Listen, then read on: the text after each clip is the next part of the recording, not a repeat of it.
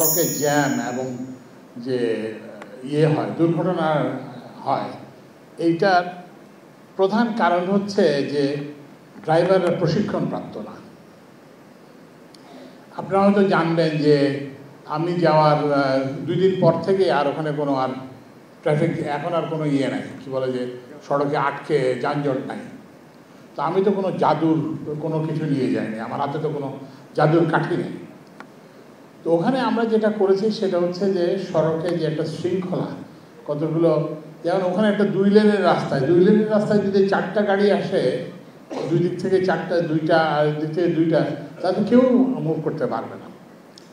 তো ওই জন্য সড়ককে নিরাপদ করতে হলে, সড়ককে যানজট মুক্ত করতে হলে প্রথম হচ্ছে যে আমরা প্রশিক্ষণপ্রাপ্ত ড্রাইভার, মানে সড়কে যিনি গাড়ি চালাবেন তিনি প্রশিক্ষণপ্রাপ্ত হতে হবেন। এই জন্য আমরা এই যে ড্রাইভিং লাইসেন্স দেওয়ার যে পদ্ধতি, এটাকে সম্পূর্ণ আমূল পরিবর্তন করতেছে। এবং এই যে এখন যে ড্রাইভিং লাইসেন্স দেওয়া হবে, এইটার মূল হবে যে প্রশিক্ষণ। এবং আমরা যে নতুন এখন একটা কি যেন কমিটি আছে, এইসব কমিটি আমরা বাদ দিয়ে দিচ্ছি। এই যে ড্রাইভিং লাইসেন্স দেওয়ার এইসব কমিটি, এগুলো আমরা সম্পূর্ণভাবে বাদ দিয়ে দিই। তো তাহলে এখন নতুন কিভাবে আপনি ড্রাইভিং লাইসেন্স পাবেন? এটা যেভাবে ওই যে জনাব খোদাবক্সুদি যেভাবে বলেন, অন্য দেশে যেভাবে মানুষ লাইসেন্স পায়, লাইসেন্স পাওয়ার প্রথম পূর্ব শর্ত হচ্ছে যে আপনাকে প্রশিক্ষণপ্রাপ্ত হতে হবে।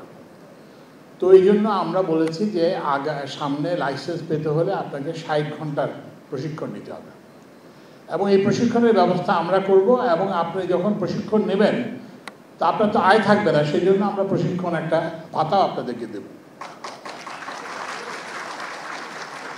তো তাহলে আমরা, এবং যেটা বললাম যে এইগুলোকে ওই যে যেটা বললাম, ওই একজন বলছেন সড়ক মালিক সমিতির সাধারণ সম্পাদক বলছেন, হ্যাঁ জি, বলছেন যে সেটা হচ্ছে যে আমরা বিআরটিএকে একটা নিয়ন্ত্রণমূলক সংস্থা থেকে এটাকে একটা সেবামূলক সংস্থায় পরিণত করতে চাই। তো এখন ড্রাইভিং লাইসেন্স পেতে হলে আপনাকে কী করতে হবে? আপনি একটা প্রশিক্ষণ নিতে হবে কোনো একটা স্বীকৃত প্রশিক্ষণ কেন্দ্র থেকে। আমাদের বিআরটিসির আছে, তারপর সেনাবাহিনীর আছে, তারপরে পুলিশের আছে, নানান জায়গায় আছে। এবং আমরা যেটা বললাম, প্রাইভেট যারা প্রশিক্ষণ দিতে চান তাদেরকেও আমরা এনকারেজ করব। তো আপনি প্রশিক্ষণটা নিলেন। প্রশিক্ষণটা হবে 2 ধরনের প্রশিক্ষণ। একটা হচ্ছে যে আপনি সড়কের যে সাইন টাইন এগুলো যাতে আপনি বুঝতে পারেন। আরেকটা হচ্ছে যে গাড়ি চালনা, যে গাড়ি যে আপনি চালনা করতে পারেন, এবং এটা তো একটা যান, তো এটা কিন্তু আপনাকে নিয়ন্ত্রণে রাখতে হবে। এবং এই যে সড়কে যে দুর্ঘটনা হয়, এটা নিয়ন্ত্রণে রাখতে না পারার কারণে হয়। তো সেটার জন্য প্রশিক্ষণ হবে।